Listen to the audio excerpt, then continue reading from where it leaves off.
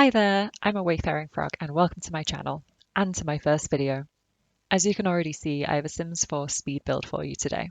I've always loved building in The Sims and wanted to try recording some of what I do for fun, so I hope you enjoy watching, and if you do, be sure to like and subscribe. It's really a big help if you do. For this build, I thought I'd start a series of Animal Crossing inspired houses since that's one of my favourite games, and I wanted an excuse to try creating different houses for some of the villagers. So if you have any requests for villages or house styles you want to see in the future, please leave your suggestions in the comments below, and I'll be sure to consider them. For this first build, I thought I'd try creating a cottage for Isabelle. I'll add an image of her on screen in case you're not familiar. I thought a country-themed cottage would suit her best, and she's always caring for plants in the games, and her original look with the green waistcoat just really screams cottagecore to me. So for the colour scheme, as you can already see, I went with a lot of red, which was mostly inspired by the bow on her original outfit and the bell in her hair. I was pretty undecided on the wallpaper in the eaves of the roofs, since I quite like this orange in the shingles that I've put on at the moment, but they didn't feel quite right against all the red, so that does change a bit later. But at first I kept it on there just to see how I felt about it. I also decided to put this in the world of Copperdale since I quite liked all of the wooded areas around. And this is on the Little Falls Nook lot if you wanted to download it at all, which is from the High School Years expansion pack.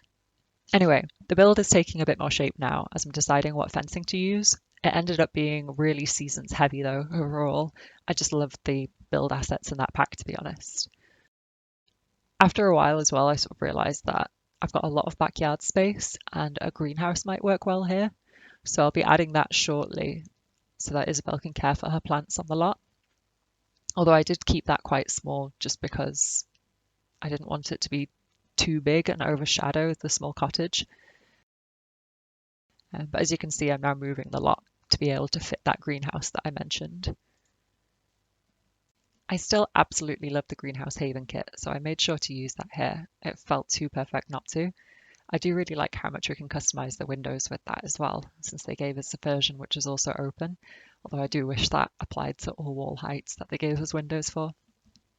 I did try making the greenhouse a little bigger as well, but it just didn't feel quite right on such a small lot when the house is already quite tiny, so I do change that back to 3 tiles wide, which I think looks a lot nicer. I also wanted more of a structured garden, so I added the white picket fence from one of the stuff packs. I forget which garden-related one it's from, to be honest. I think it's one of the earlier ones. I did keep getting issues around placing the fence against the foundation though, so thanks Sims 4. Really love how you insist on testing my patience. Adding some windows onto the build now. I played around with these quite a lot when I was working out the floor plan for the interior and how to set out the different living spaces, so they do change quite a bit later on when I get to the interior. I also reconsidered using the nifty knitting door for the back of the house. It is really cute, but the flowers that sit on the front of it just didn't seem to look quite right with the rest of the build to me, so that actually changes a bit later to one from cats and dogs. Adding a few more windows to the eaves and some flower boxes around to add a bit more colour. I'm just about done with the windows at this point. So I started looking at flooring next. So I picked out a pale wooden floor for the main house, which is actually just from base game. It just felt quite light and welcoming to suit Isabelle.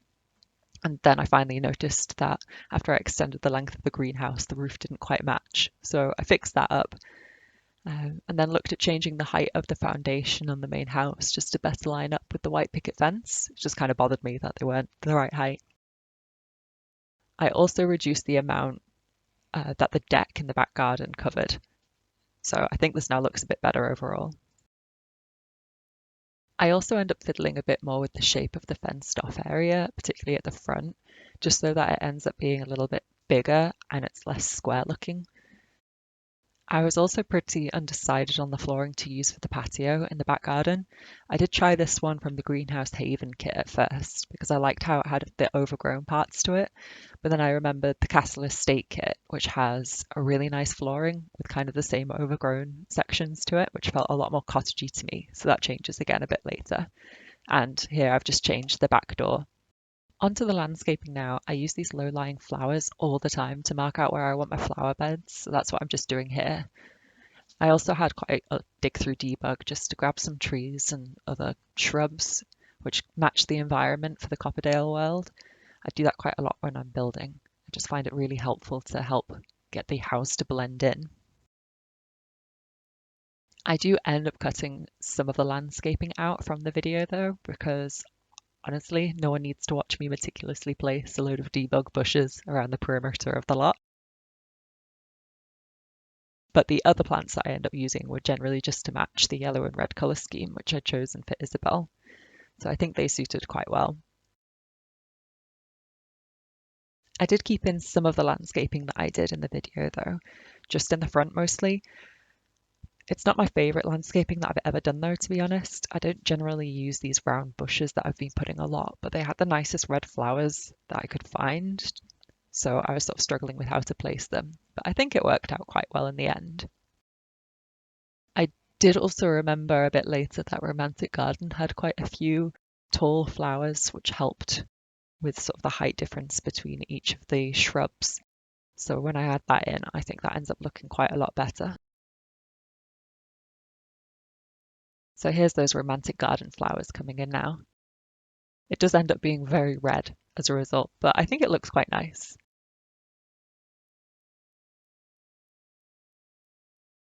Just adding a few more of these low-lying yellow flowers around to frame the different shrub areas. And I think it's about time to go inside now. So as you can see, I already made the floor plan. It's a really simple cottage, so there wasn't much to it, thankfully. But I do later struggle with the living space. So the furniture that you currently see in the background is just filler for now, so that does end up changing. Although we're currently in the bedroom, and I chose to use this yellow bed from Horse Ranch since it had the kind of plaid pattern that Isabelle wears. I sort of wished I'd picked the green one instead in retrospect, but I think the yellow is really cute and I'm super biased because I do love that colour. I also didn't include a dresser in this space just because there wasn't a lot of room for it and I didn't think the Sims would be able to walk around. So I went for this bureau or side table from Cottage Living instead. It looks kind of like a dresser anyway, and your Sim can change using the mirror if need be. So I didn't think it was required gameplay wise. There were actually quite a lot of matching wood swatches from Cottage Living for the Horse Ranch bed as well, which is great. So thank you, Sims team. So I used a lot of those packs in here, as that worked quite well together. I also add quite a bit of clutter to the room just to make it seem more lived in, which brought in a few other colours as well. I didn't want to add too much though, because again, Isabelle seems like she'd probably be quite a neat person. So I tried to make it as organised as possible and didn't add too much around. I still absolutely love that we got a colour swatch update on these little bookshelves. I use them all the time, so it's really nice to have a few different options for that. I added in a few nifty knitting items as well. A bit later on, I'll end up putting a knitting basket so that your Sims can actually use that. I thought, again, Isabelle's probably a bit of a crafty person, so that seemed like quite a fun thing to add in. And here I'm just trying to figure out a bit more clutter. So anything that doesn't end up fitting on that bureau, I've made sure to include onto the bedside table. I also really like this lamp from Seasons, so I added that in. Again, that feels quite cottagey, so I think it suited the room quite well. And then for wallpaper, I thought I'd bring in some red from this particular one that I think was from the For Rent pack. I do believe it changes though, because the room ends up feeling a bit too red. So you will see that change quite a bit. So we're in the living area now, and I do cut out most of me playing around with the layouts, which is why the furniture will just suddenly change. But I end up having the kitchen on the front side of the build next to the front door rather than where it currently is. And I think that just ends up looking quite a lot better. I was partly just struggling with where I could put a fireplace and things, and it just didn't look right having the TV area right at the front door. So here you can see I'm now changing the windows, as I mentioned earlier, to allow for the switch around of the layout. And then the living room ends up facing the back wall where the back door is as well. The kitchen space ends up being quite tiny, but it is functional. I have tested this house, so there aren't any issues with that. I also had a lot of issues with finding a place for this dining table, so that ends up moving around quite a bit, but it does ultimately end up next to the bedroom door. And then here, this is the fireplace that I really wanted to include because I thought it just looked too perfect for this type of build. I really struggled with where to put it though, so that ends up moving around quite a lot, but it does eventually find its own home.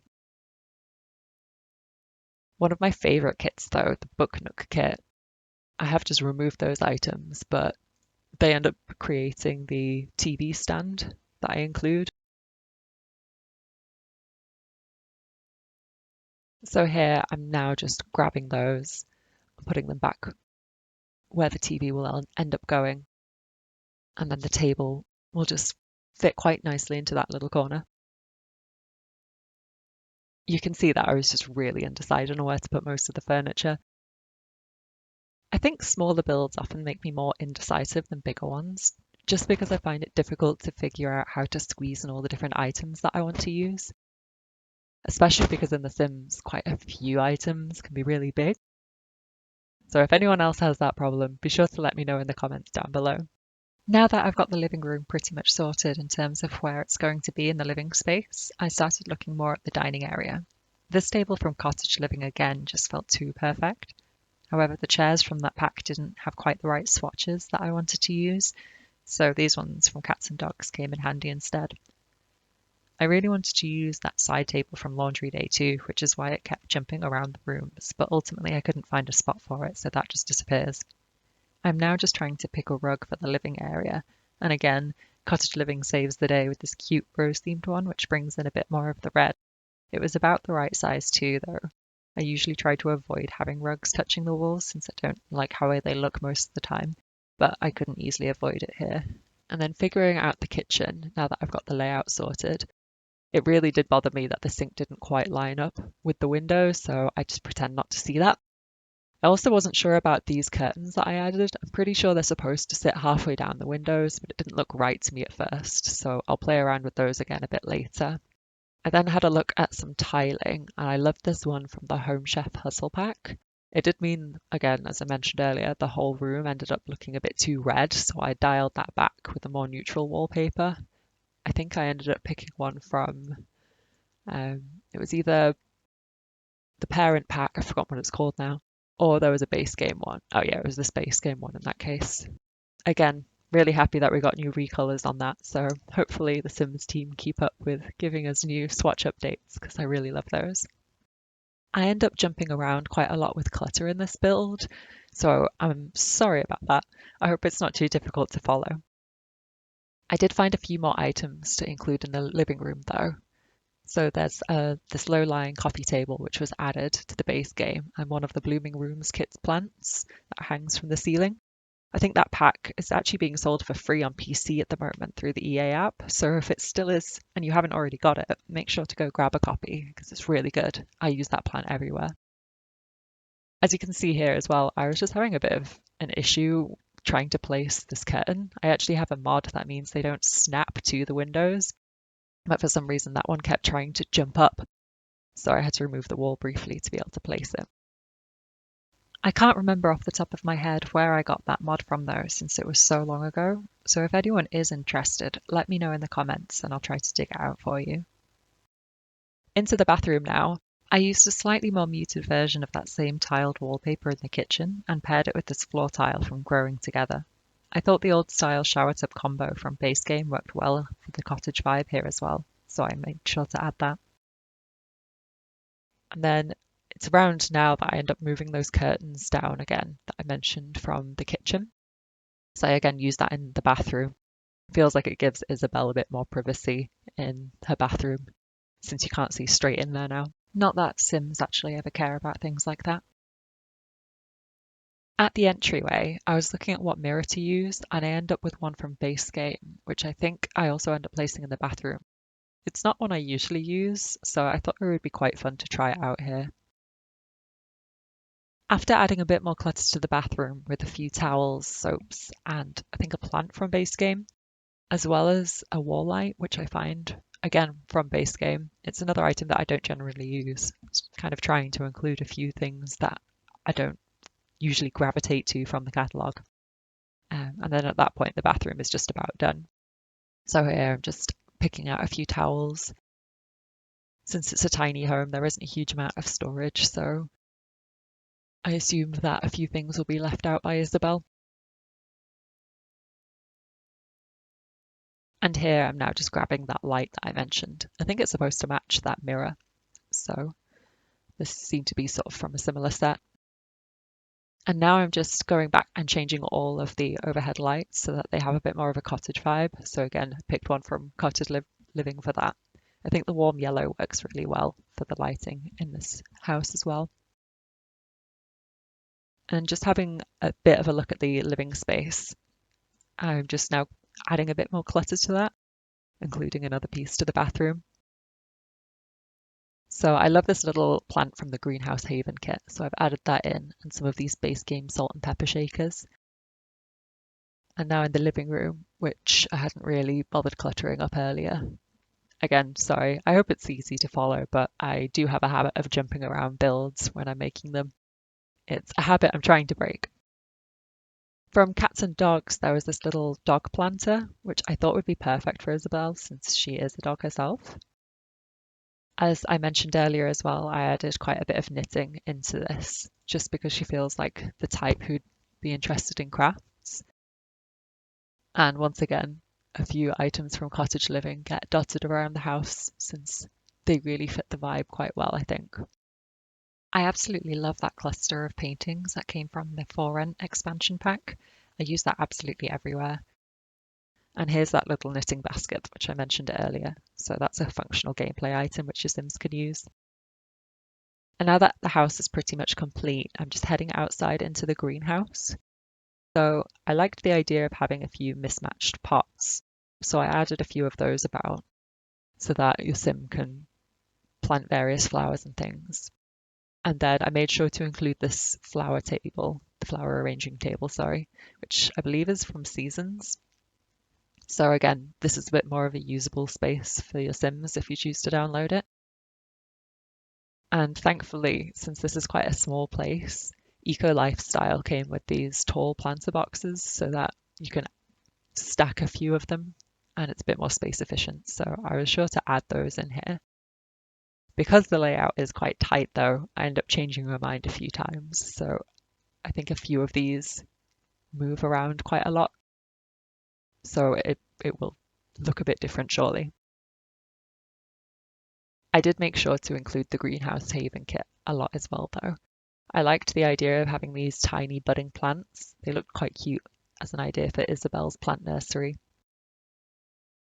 I have play tested this though off camera separately, so I think that there are a few items in here, like the fake plant pots behind that actual functioning plant pot, which didn't quite work. So I believe that changes a bit later, but you'll see those in the screenshots.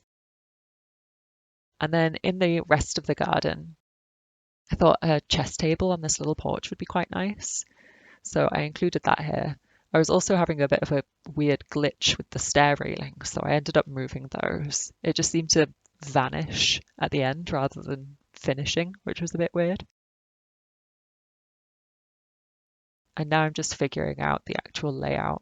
And here you can see, I can't remember when I changed that now, but I've now moved over from the Greenhouse Haven kit flooring into this Castle Estate kit, which I just think looks a lot nicer.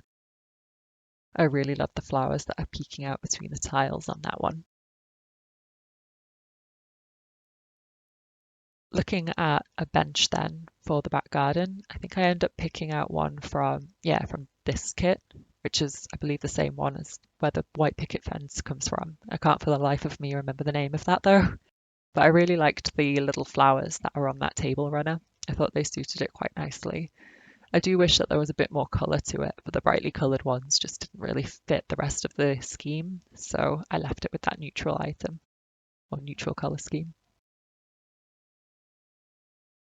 And then you might have noticed as well, I also added a It was a debug item for the mailbox at the front of the house. That comes from Nifty Knitting. If you're not aware, your Sims can actually make that item.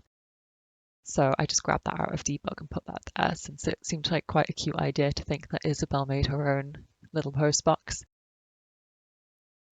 And now I'm finally looking at terrain paint, which is something that I generally avoid until the last minute because I get tired of the bug where it all disappears. I don't like leaving it last, but I just get really tired of having to redo it. I'm sure a lot of you have experienced the same kind of pain. But I thought these little stones worked quite well. I usually try to make sweeping patterns with the stones just so that it looks like quite a nice windy pathway. So I kind of tried to do that here. It's a bug that I really hope they fix soon, although I still hope that they prioritize the seasons plants bug where they just disappear or die all the time. It's so frustrating. Although thinking about that for this build, given that I've put a few plant pots around and the idea is that your Sims would be doing quite a bit of gardening, it's probably not the best house to be downloading when we've still got that glitch, but oh well, I hope you enjoy it regardless. Anyhow, that's about the full build now, so I really hope you enjoyed it. And if you're still around to the end, make sure to comment tiny greenhouse so that I know you made it. If you'd like to download the build, it will be available on the Sims 4 gallery under my username, which is just AWayfaringFrog, same as my YouTube name. Thank you so much for watching, and I really hope that you enjoy the screenshots. And again, be sure to let me know if you've got any ideas for villages that you want to see in the future for builds, and I'll be sure to consider those. Thank you again, and have a good day.